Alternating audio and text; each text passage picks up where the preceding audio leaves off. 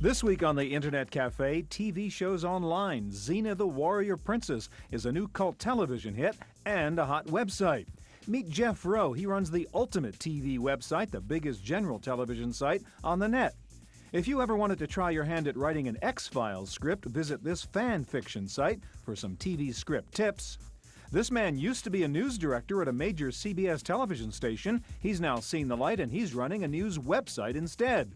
And if you think TV is silly, check out this website devoted to the number 47 as used in the Star Trek series. TV shows online, next on the Internet Cafe. The Internet Cafe is brought to you by Z Auction, the live online shopping experience. And by Audio Highway, makers of the Listen Up Player, which provides digital, portable, customized audio downloaded from the internet and played anytime, anywhere, on headphones or over a car radio. Additional funding from PC Connection and Mac Connection, the catalog and online superstore with PC and Mac products, toll-free technical support and overnight delivery. And by Windows Magazine, delivering desktop, enterprise, and internet computing news, reviews, features, and how-tos for a Windows world, because the world runs on Windows. And by Learn2.com, the ability utility. So we're talking about TV on the web, and who are you talking to? I got my web TV right here. No, not the web on TV, TV on the web. Right. I'm going to talk to the ultimate TV site. Yeah. They've created this huge site all about reviews of TV shows, listings of TV shows, you know, basically a TV guide. This is real mainstream, serious television stuff on the web. You can read all the latest gossip on your Compared on your to stars. some other thing you're doing today. Well, strange references. Have you remember there was a reference to number 9 in the Beatles songs? Right. Well, now there's number 47 in Star Trek. The last 6 years. This is the cult within the cult. That's right. There's these strange references. So you've got very mainstream and you've got very strange. All right, Jane, what are you doing tonight? Whoosh. Yes? Xena, Warrior Princess. Warrior Princess. Wow. Yes, finally. The warrior. Are you into that? Is she a cult heroine of yours? She's kind of cool. She's in my life, she's about 5 foot tall. Looks a little bit, no, I'm just kidding. Is she really that short? No, she's 5'10" or more. Wow. Yeah. But this is like a big cult thing now, too, right, It's Xena? incredible. I can't believe how fast this thing is coming on. So great websites to look at. And Xena? then also the X-Files fan fiction. Everything you never thought you'd see on TV. Probably the most popular TV show site on the web, isn't Yeah, it? these X-Files, stories. Yeah, these people, X-Files. I mean, it's replaced Star Trek, I guess. Right. Where do people find time to do all this stuff? I don't get it. I know. I'm wondering, is the TV time cutting into the internet time, or the internet time cutting into the TV time? I think it's all cutting into life. You know? Right. Anyway, I'm talking to a really interesting guy who runs the website for the CBS TV station here in San Francisco, and he's got a really interesting story to tell how people are really using this website for the kind of stuff they used to get from TV news, traffic, weather, sports, all that kind of stuff. Really cool. TV on the web coming up at the Internet Cafe. So now, Kim, you are one of the co-founders of the International Association of Xena Studies, which is a fan group dedicated to Xena, Warrior Princess, the much talked about TV show.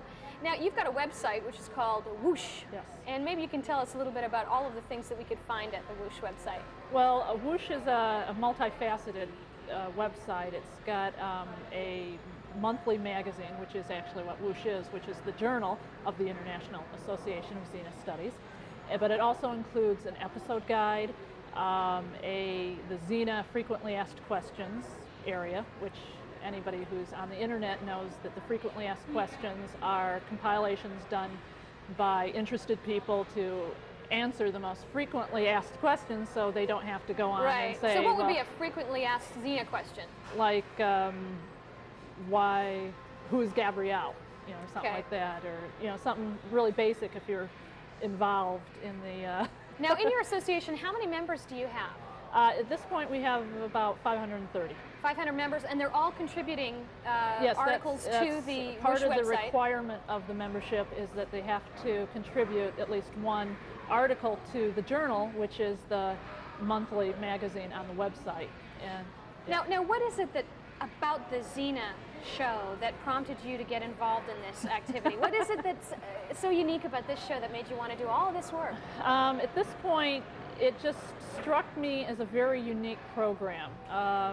It interests me kind of from a popular cultural point of view because it's about a strong woman It's a woman who's a dramatic character, even though it's also a comedy drama, I guess they call it. And also it takes its time to develop the character. She has a friend who her sidekick is Gabrielle, good old Gabrielle. And they travel together in ancient Greece having adventures. And it's basically the hero archetype story that you traditionally see in mythology, in, you know, lethal weapon type movies. We've got a woman. We got women. Right, we got two women doing the same thing, and they're just kind of palling around. And Xena's going through the whole, you know, hero redemption. You know, she had a dark past, and now she's got to redeem herself, and she's got all these demons, and then she's got her little sidekick who's trying to keep her happy. What is it about? What are the kind of people? Who are the kind of people that go to your website? What that I know of. We don't have any cookies or anything stealing secret information about the people who visit there. Basically from just the fans and people who've written to me and told me about it, and I've also been able to go to conventions and fests, Xena fests, and for all those meet with Xenites people. out there. You betcha. They just love going to their festivals. And it's incredibly diverse. I've never really encountered a fan group this diverse before. It's pretty broad, isn't it? We've got males, females, we've got people 15, 16 years old who are contributing to the journal, and then we've got people who are like in their 50s and 60s. We've got professional people, non-professional people, educated people, people who, you know, have high school. It's pretty broad. What's the most interesting broad spot for folks at the website? What are they most attracted to? For the people that go to it, the most popular site is the episode guide, where we go through, and for each episode we give information. We have a synopsis, we have commentary, we have a bibliography which shows you the journal articles, because we've been doing this journal for over a year. We've got about 150, 117 different articles just on Xena. Wow, that's pretty comprehensive. Yeah, that's a lot of Xena.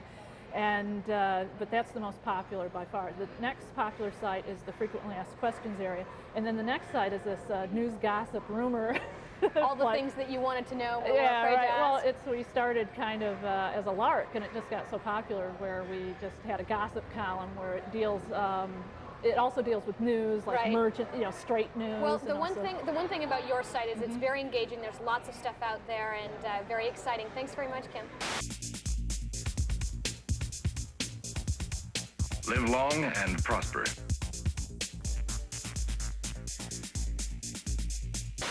So Jeff, I don't know if this is art imitating life or life imitating art, but here you are on a television show, and we're going to talk about a website you're involved with that actually has to do with television, the Ultimate TV site.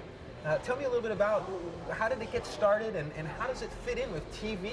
Well, Ultimate TV got started in late 1994. A Los Angeles-based TV engineer cameraman named David Cronshaw really launched Ultimate TV. So someone who was a little bit technical, kind of knew his way around the computer and things? He actually worked for the defense program, and so he had a background in computers and had worked in TV and really saw the convergence of the internet and TV. And had to be just a big TV fan, because I looked at this site, and I mean, this is a site for, I want to say, TV junkies. If you are a fan of TV, this is a site for you. Yeah, his whole thing was to create this place for TV fans to go and kind of sound off about things that they liked or didn't like about TV, and that's really where it started. Okay, now I was up there just a little while ago, and I saw some actually pretty interesting stories. I like celebrities. I like to read People magazine and things, I'll admit it. And there is some stories up there that you can't really find other places. You know, there was something about the Keenan Ivory Wayans show, and now he's competing with this Vibe show, and a little insider stuff. Where do you get that kind of insider content? We have our own news team that basically headed by a woman named Nadine Mendoza, who worked for the Los Angeles Times, covered TV. Wow. And we have a staff of 3 full-time people and probably another half dozen freelancers that we use. Just for the writing? Just for the writing of the TV news. So we have our own original content. And our whole goal is to be the first stop for TV fans online. If you want TV news, TV information about the shows, the stars, if you want to sound off about, again, things that you like or don't like about TV. It's all there. It's all there. So, well, sound off, for instance.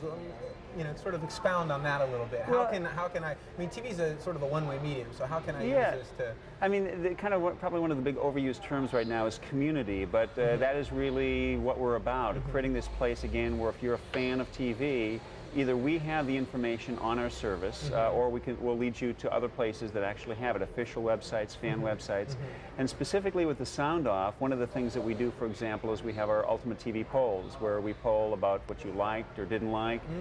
We have posting boards, and actually, we were quite surprised the death of Princess Diana, which was really, you know, kind of a collective experience. Yeah, for TV. Outpouring and and we were actually shocked that people just really came in droves, sounding off about the coverage and again, Princess died. It was just like one of the most recent examples of people sounding off about TV. Yeah. So this is basically taking a two-way medium that was once a one-way medium and bringing it together.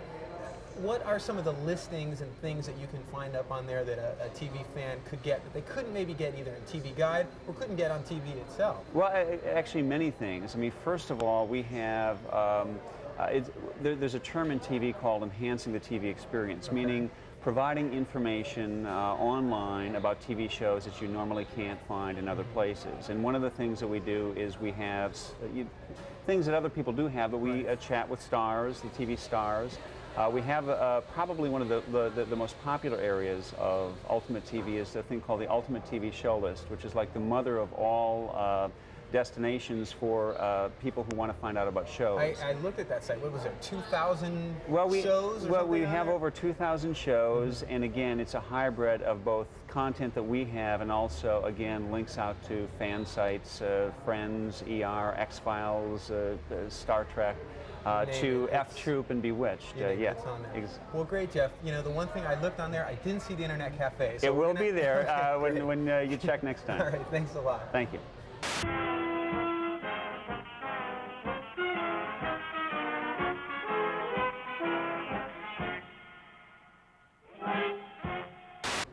Now, in terms of fan fiction sites, it's really X-Files that's probably the most popular, second only to Star Trek.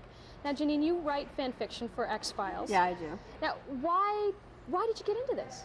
It was sort of an accident. I ran across a website called the Gossamer Archive, and that's where all of the X-Files fan fiction stories are archived for anyone to wander across them. What do you think it is about the X-Files that's so compelling to writers?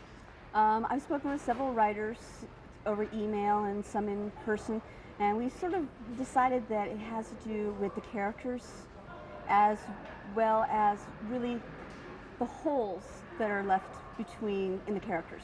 Now, X-Files is kind of a strange show. You've got Scully and Mulder, these two working together on these bizarre storylines, so it does lend itself to some odd things being done by fiction writers. Now, there are different categories of fan fiction for X-Files too. Now, what are those different categories? Well, you have the MSR, which is the Mulder-Scully romance, which is really probably the largest category out there. You have straight X-Files stories that follow the canon of the series. You have stories that are just adventure or crossovers that cross over to other television shows.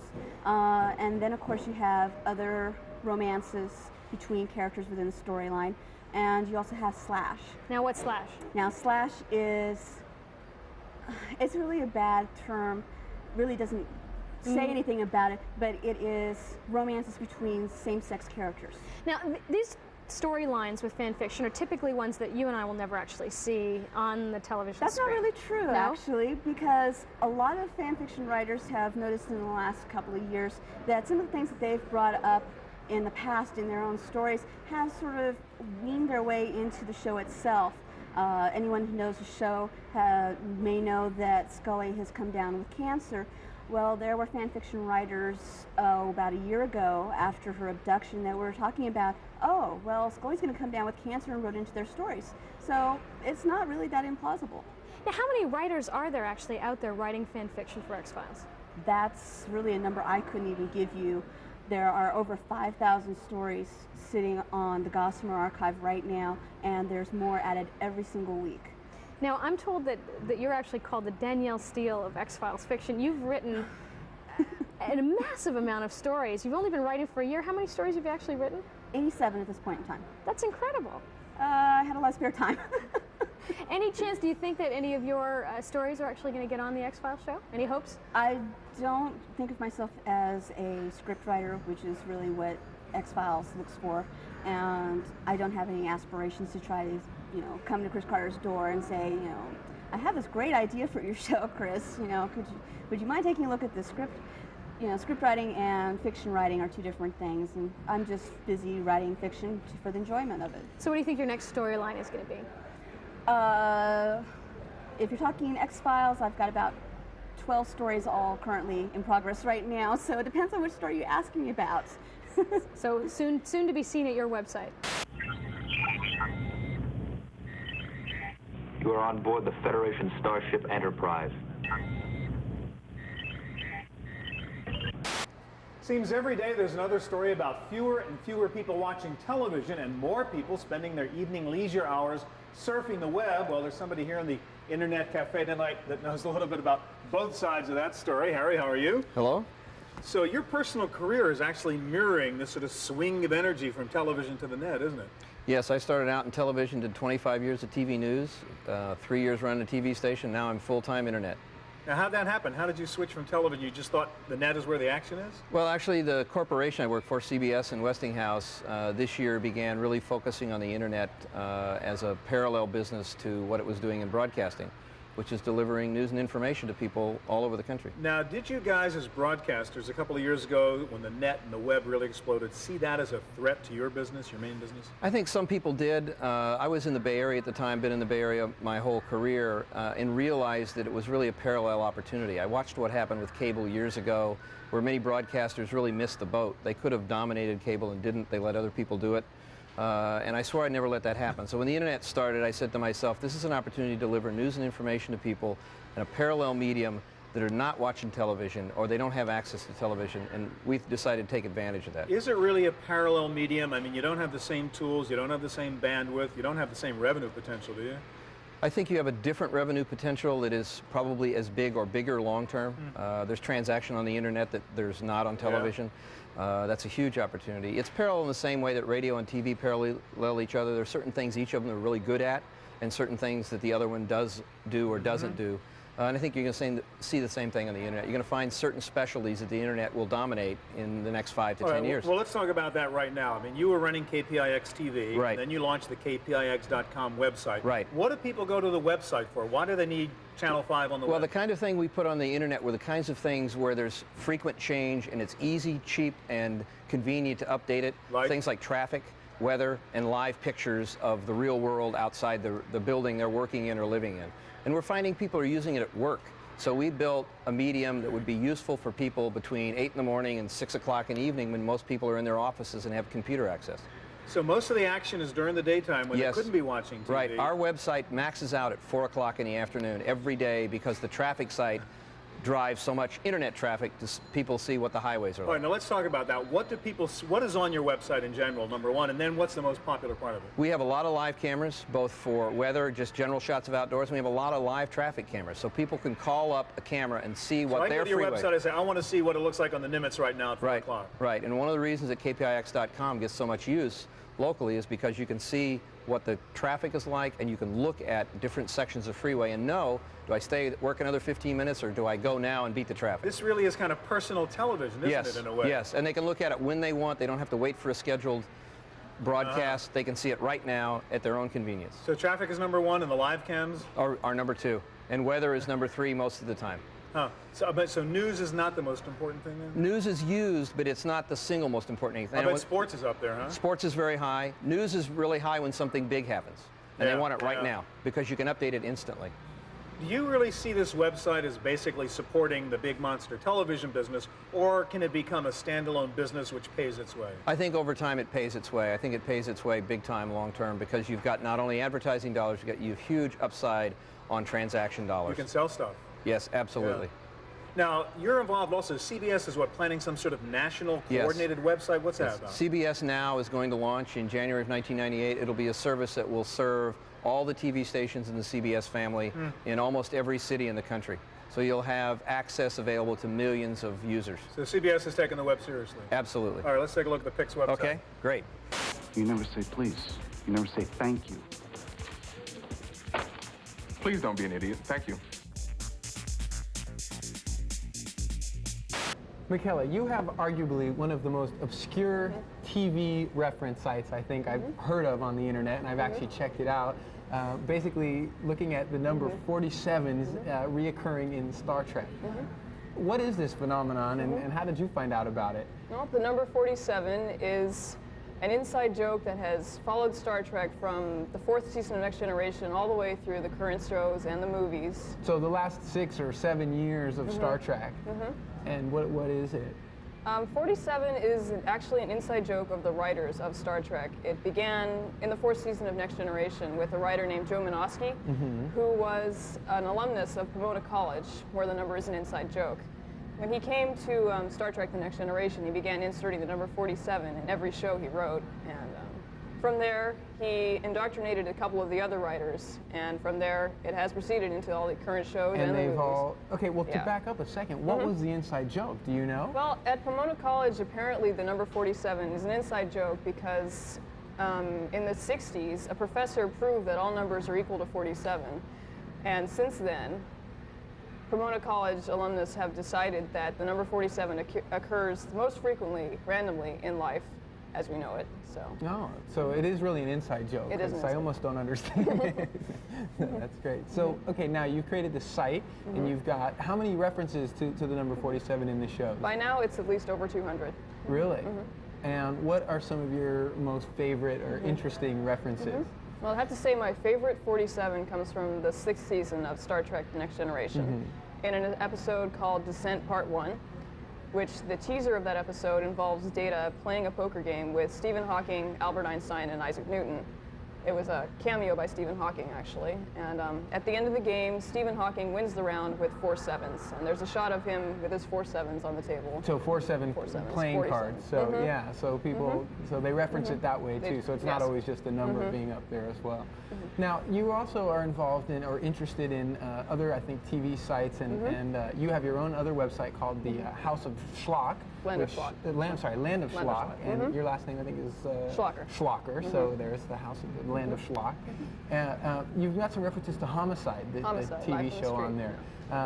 Tell me, how do you think that sort of fits in with the web and TV mixing together? Well, actually, let's see. My Homicide pages, one of them is a drinking game for the show, which was written by the members of the Alt TV Homicide News Group. So I really can't take credit for that. Okay, but you have it up on your site. What's some of the highlights of this drinking game? Oh, the drinking game, well, most drinking games are for people to get incredibly drunk while watching their favorite television shows. So some of the instances on the drinking game are to take a drink whenever Frank Pembleton mentions religion.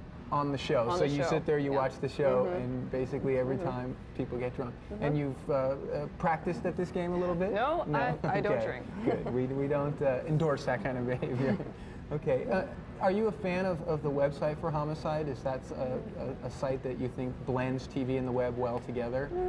I think my site is not quite as good as some of the other Homicide sites out there. Mine is basically a support site to some of the other ones. I have a site that also includes lots of sound clips from the show, which is, as far as I know, the only source of Homicide sound clips on the web.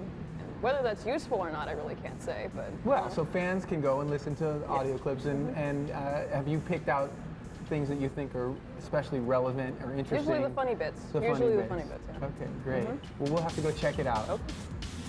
So after all this, would you go on the web to find out what's on TV? Is it worth it? The Ultimate TV site was a pretty interesting site, actually. There's a lot of sort of fan star stories that you can't get. Well, like Bryant Gumbel had asked his friend, the artist formerly known as, to Prince, exactly, to pan a song for his new series, and they didn't like it. They rejected it, and they said it was too funky. Oh my God, and I didn't know that, Shane. If I'd been on the website, I could have found that out. I'm into these star kind of stories. Gossip, he's into gossip. That's the truth. Interesting. And the listings, there's extensive listings. The listings national listings was very interesting. So, Jane, Avu? Well, did you ever feel guilty about spending too many hours in front of the television? Absolutely. I have the answer for you now. Watch a few hours of television, then write your own scripts, write your own stories. You've justified that investment now. It's just stimulating your creative juices. Wow, TV creating art. Unbelievable. Interesting. Well, a lot of writing, anyhow. But I mean, the idea is it's cool because it is the web version of TV, right? It's no longer the TV just blasting the stuff out at you. You get in there, you write your own script, you blast it back up to the website. It's this whole sort of two-way thing. Right. Which is like the guy I talked to, Harry Fuller, who runs the CBS TV station website here in San Francisco. Yeah. Really interesting how people are going to this website to get the kind of stuff they used to go to the TV show for. The news and the traffic. They can actually take the live cam and see what the traffic is on their highway, find out what the weather is in their neighborhood. So we're really seeing the convergence, I think, really taking place in how people use TV and the web. Anyhow, that's it for TV on the web. We'll see you here next week at the Internet Cafe. The Internet Cafe is brought to you by Z Auction, the live online shopping experience. And by Audio Highway, makers of the Listen Up Player, which provides digital, portable, customized audio downloaded from the internet and played anytime, anywhere, on headphones or over a car radio. Additional funding from PC Connection and Mac Connection, the catalog and online superstore with PC and Mac products, toll-free technical support and overnight delivery. And by Windows Magazine, delivering desktop, enterprise, and internet computing news, reviews, features, and how-tos for a Windows world, because the world runs on Windows. And by Learn2.com, the Ability Utility. To purchase a videotape copy of today's program, call toll-free 1-888-310-7850. Please specify show number and topic.